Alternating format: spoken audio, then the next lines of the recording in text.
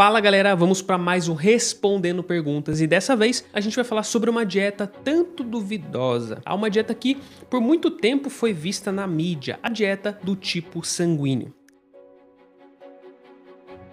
Vocês já ouviram falar nisso, cara? Já ouviram falar que existe uma dieta do tipo sanguíneo? Realmente, foi uma dieta que foi proposta pelo naturopata Dr. Peter J. D'Adamo. Esse cara fez um best-seller, ele fez um livro chamado Eat Right for Your Type, traduzindo Coma Certo para o Seu Tipo, lançado lá no ano de 1996. Esse livro ele vendeu mais de 7 milhões de cópias em mais de 60 linguagens diferentes. E cara, de acordo com esse D'Adamo, comer de acordo com o seu tipo sanguíneo é considerar um aspecto ancestral, um aspecto que vai te ajudar a prevenir doenças cardiovasculares e também trazer saúde. Bom, segundo a hipótese do autor, o grupo O deve priorizar o consumo de algumas proteínas animais. Isso porque o grupo O está ligado à era dos caçadores. Já o grupo A é um grupo que deve tentar uma dieta mais vegetariana, porque nesse grupo ele está muito ligado, muito vinculado a algumas épocas que os seres humanos eram mais envolvidos com algumas atividades agrárias. Já o grupo B se beneficiaria muito mais de laticínios por algumas tribos nômades serem envolvidas naquela época, também pela agropecuária e coisas do tipo. Bom, e aí o grupo AB, que foi o grupo que sobrou, para quem está se perguntando sobre esse grupo, na verdade a dieta aqui propõe uma alimentação híbrida, uma mistura na verdade da dieta do tipo A com a dieta do tipo B. E além de tudo, essa dieta salienta que devemos evitar as lectinas. As lectinas são algumas proteínas que são encontradas em alguns alimentos vegetais, tipo os leguminosas, tipo algumas raízes, e elas acabam se ligando em alguns açúcares. Tá? O justificativo para esse comportamento é que é uma proteína ruim, pois poderia se aglutinar e isso não seria legal para os tipos sanguíneos. E bom, gente, o que você acha disso, cara? Antes de tudo, antes da gente começar a falar um pouquinho sobre isso, já deixa o seu like aqui no vídeo. Esse tipo de conteúdo dá bastante trabalho da gente fazer, porque envolve bastante pesquisa, então seu apoio é fundamental para esse vídeo continuar sendo visto e distribuído também a todos os nossos inscritos. Aproveita, cara, e deixa sua opinião também nos comentários. O que você acha dessa dieta maluca aí? Bom, e vamos nessa. Grupos sanguíneos. O que são grupos sanguíneos, afinal das contas? Gente, o tipo sanguíneo, tipagem sanguínea, foi descoberto por um médico chamado Karl Landsteiner no início do século XX. Esse cara observou o seguinte: ao misturar algumas amostras de sangue, algumas hemácias começavam a se aglutinar. Ou seja, existia uma incompatibilidade, uma reação imunológica ali que estava acontecendo. Tudo isso é culpa de uma substância presente lá na membrana da sua célula vermelha, ou também chamada de hemácia, também chamada de eritrócito, com algumas coisas presentes no seu plasma sanguíneo. Ele pensa que plasma sanguíneo seria tudo aquilo que não são as células do seu sangue. Beleza? Essas substâncias aglutinadoras ou aglutinogênios é o que caracterizava realmente o tipo sanguíneo. E essa alteração, na verdade, pessoal, ela é sim relevante em casos de doenças, de patologias. Sabemos, por exemplo, que pessoas com sangue do tipo O têm uma menor tendência a tromboembolismo venoso, por conta de uma presença de um fator expresso chamado fator de von Willebrand, ou VWF. E já indivíduos com o grupo B, por terem menores níveis de uma proteína chamada E-selectina, também apresentam menores riscos de desenvolvimento de diabetes. Então, parece sim que existe uma relação de maior ou menor risco de desenvolvimento de algumas patologias por conta da tipagem sanguínea. Bom, e aí vem a questão, a dieta em si. Será que por conta disso a gente deve considerar uma dieta específica para cada grupo sanguíneo? Porque logo de cara, pessoal, já adianto para vocês que poucos estudos foram publicados em relação ao teste dessa hipótese. 2 desses estudos que a gente vai colocar aqui, na verdade, são do mesmo grupo de pesquisa. Faz parte lá da Faculdade de Medicina da Universidade de Toronto, do Departamento de Ciências Nutricionais. No primeiro artigo, os pesquisadores analisaram simplesmente 1.639 participantes. Eram todos adultos, de 20 a 29 anos, e eles excluíram algumas pessoas desse grupo aqui, tá? Não foram muitas pessoas, mas pessoas que tinham dietas ou muito restritivas ou hipercalóricas. Então eles deixaram pessoas com uma dieta com um nível de calorias muito parecido aqui. Eles distribuíram as listas de alimentos que poderiam consumir ou não poderiam consumir entre os indivíduos, ou que também são neutros, porque essa dieta trabalha dessa forma: alimentos permitidos, alimentos proibidos e alimentos neutros que tanto faz, tanto fez. Fizeram um sistema de score, inclusive, dessa dieta, ou seja, se a pessoa consumisse aquele alimento que não poderia consumir,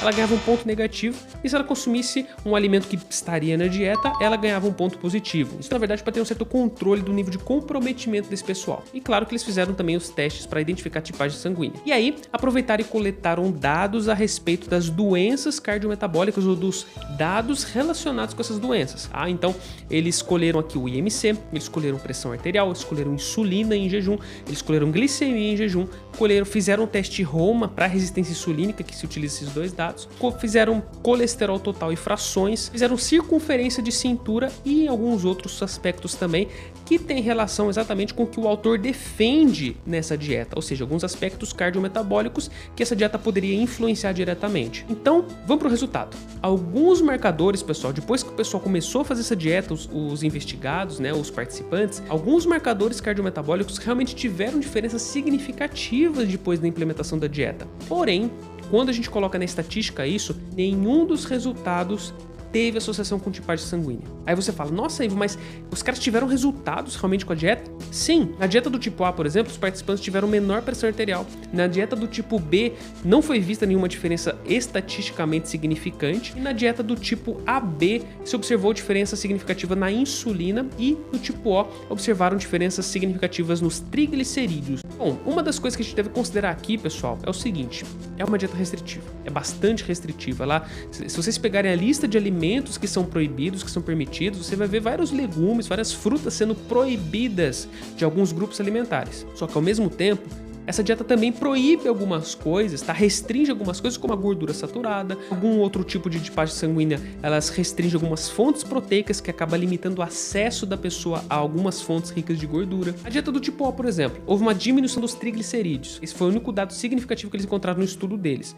Porém, a dieta do tipo O é uma dieta low carb, é uma dieta que tem baixa quantidade de carboidratos. E assim, se você restringir a quantidade de carboidratos na sua dieta, cara, você acaba fazendo com que o seu fígado metabolize menos triglicerídeos, porque os carboidratos fazem parte desse processo, e também você tem você espera uma maior reutilização celular disso. Então, é claro que se você reduziu a quantidade de carboidratos, você também vai observar uma quantidade menor de triglicerídeos, e isso de forma aguda. Na mesma semana que você faz esse ajuste, você já observa essa quantidade diminuindo. Então será, cara, aí você começa a pensar o seguinte, será que isso então não tenha muito mais a ver com a dieta em si, com os nutrientes, do que necessariamente com esse fator de aglutinação, que é expresso na membrana das hemácias? E aí alguns ainda podem se questionar, mas cara, esse estudo foi feito em caras jovens, esse estudo foi feito em pessoas que não são doentes, que não têm obesidade, foi uma população saudável. E se fosse uma população que tende a ter marcadores desregulados, hein? Foi um tipo de população com sobrepeso, por exemplo. Pois bem, aí esse mesmo grupo de pesquisa também fez uma análise em 973 adultos e viram a eficácia da dieta em 6 meses. Porém, mesmos resultados. Até viram melhoras no perfil cardiometabólico, porém, cara, nada associado com tipagem sanguínea. Então, a princípio, pela falta de evidência, pessoal, essa dieta, na verdade, não passa de uma neurose. O que seria o adequado, então, na verdade, uma dieta que promova saúde? Você restringir a quantidade de açúcar total, você restringir a quantidade de gordura saturada, você aumentar o consumo de ácidos graxos da série ômega 3 em relação à série ômega 6, você reduzir ultraprocessados, você aumentar o consumo de alimentos in natura, aumentar o consumo de frutas, legumes, verduras. Isso sim tem uma relação com os menores riscos de morbidade por doenças. Eu particularmente só vi essa dieta, só conheci ela de tipagem sanguínea quando eu fui estudar ortorexia nervosa, quando eu fui ver comportamentos disfuncionais e transtornos alimentares. Na verdade, esse é o problema de algumas dietas muito restritivas. Restringir algum alimento dessa forma te faz aumentar o seu nível de preocupação com a alimentação. Isso pode, na verdade, te ocupar bastante energia mental e os pensamentos diários ficam somente naquela preocupação se você está comendo certo, se você está comendo errado. E da mesma forma, quando você ceder e você comer algo que você pense que transgride esses pensamentos, isso pode trazer uma sensação de culpa, de intoxicação. E aí está o ato da alimentação, que passa a ter um significado mais punitivo. E aí a pessoa pode realmente desenvolver uma forma de compensar essa culpa e fazer coisas piores, como comportamentos purgativos, tipo induzir um vômito, tipo utilização de laxantes e várias outras coisas. Então, pessoal, cuidado com as dietas mirabolantes, cuidado com o achismo ou com coisas muito sensacionalistas. Mais importante do que você você evitar comer algo que você acha que transgrida a sua dieta, como um chocolate, como uma pizza, um alimento hiperpalatável. Mais importante que isso é você manter o seu contexto de consumo de frutas, de legumes, de verduras, de fibras, de proteínas.